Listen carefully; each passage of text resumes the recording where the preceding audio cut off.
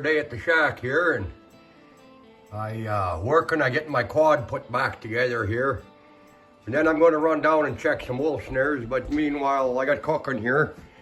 I made old Atim. He's gonna be some happy here. I'm cooking a bunch of deer scraps. I had got a buck here earlier in the season. I saved all the scraps, so we're gonna cook them up for him. And of course, I'm gonna have ribs for supper, so we'll run down and check some wool snares, and I'll get closer once to camp.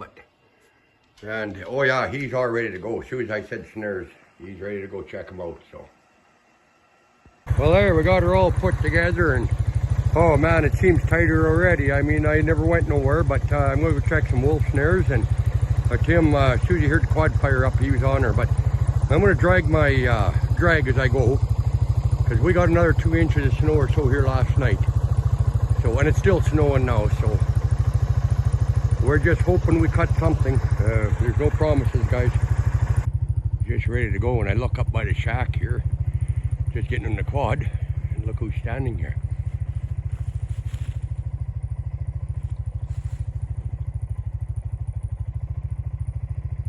The big boy himself again.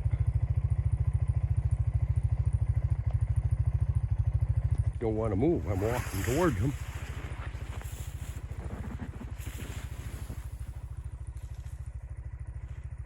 Nice, right by the shack. Well, I just passed some tracks here, and look at, it looks like, well, near as I can figure out, looks like one went through here. But on the trail here, I run them over, but there's 3 or 4 it looks like. So my baits are right back in here a half a mile, but they're kind of angled, so I just kind of hope I draw them back over. We'll see what happens here. Give something for a guy to look forward to anyway. I started off with it, 2 inches of snow is almost too much. I drug this the other day, so there ain't a whole lot to fill in. So what I'm going to have to do, I'm going to go down here a ways, and then I'll unhook, and I'll have to come with a set of tires and pack it again before I go any further. Look at how important he is. Before I go any further, because I got a long ways to go out, and there's some places hasn't been drugged yet. So I'll drag a good of the tires for a day or so, and then I'll do this. Dirty buggers came right through there. Look at here. The trap is right there. There's the pipe. The trap is right there, and here's where they came. Never turned into it at all. I know. Well, a little update, guys. I got back to the shack here, and them darn wolves, they come through, but they missed everything. They went right around those baits. They went in on the south side, went down around the creek, crossed over. They never went near my baits, but the ravens are in there. So that's a good sign, because them tracks where they came out and crossed the line off to the north end, went back where they came from, gives me an idea that a good suspicion they'll be back here tonight. They know it's in there, and they're just waiting for darkness. So I got another set off to the west. I'm going to go check tomorrow. I haven't been in there for a couple of days. I just threw the bait out there the other day, so haven't checked it since. But hey, maybe they ended up over there. It's a hit and miss. I mean, these guys ain't easy to catch, so bear with me. Well, like I said, supper's on. Buddy gave me some moose ribs. I threw them in the pressure cooker here. And, of course, the other pot here is Tim's pot. He likes that, eh? Wow, big time. He loves that broth. I can pour that on a poplar tree. I think he'd eat the whole tree. But he's going to live good too. And already I gave him a little bit, and he's over there right now, so. He's one of my junior partners up here. I love that boy. Just perfect. Well, guys, still no wolves, but she's opening day for lynx season. So what I did, I'm opening a bunch of my lynx cubbies up. Got a snare in the backside set in here. Put a little chin lifter there, so he lifts his chin. Because they usually circle in behind the cubbies. So I've been lucky. One time I got 3 here. I had 3 snares, I got 3 lynx. So, and there's the cubby. Got my bait in the back end there. And I got another snare back here. Where he's going to turn and come around. So, play her by ear. Let's see what happens. There's always lynx in this area. And Atim, of course, he's with me again. So, he'll never stay at the shack. Build a little roof on it. Mm-hmm. Just to keep the birds off it, eh?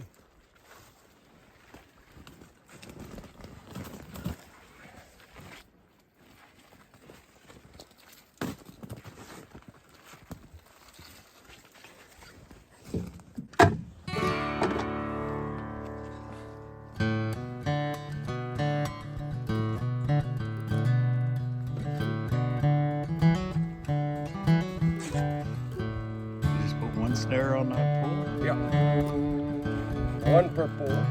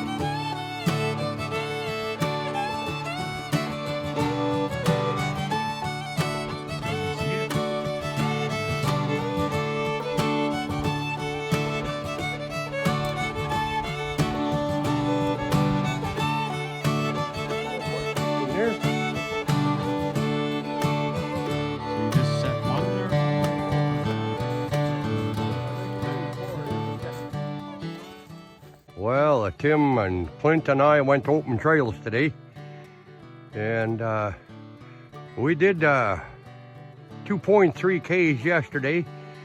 But anyway, we went by here yesterday and again today, and on the way back, I just happened to look over my shoulders and look at this. We picked up another marten, so it's all good stuff. They're just moving. Boy, that looks like a big old male to me, but it's all good. Yeah, and Tim wants a piece of this one, so we'll keep pinning her. I'm going to go check some wolf snares. There's no sign of anything, so we'll see what pops. Well, we got on the lake finally. Traveling the shoreline because you can see out there the water, see? All the way across this lake before we're going right across. We need some cold weather.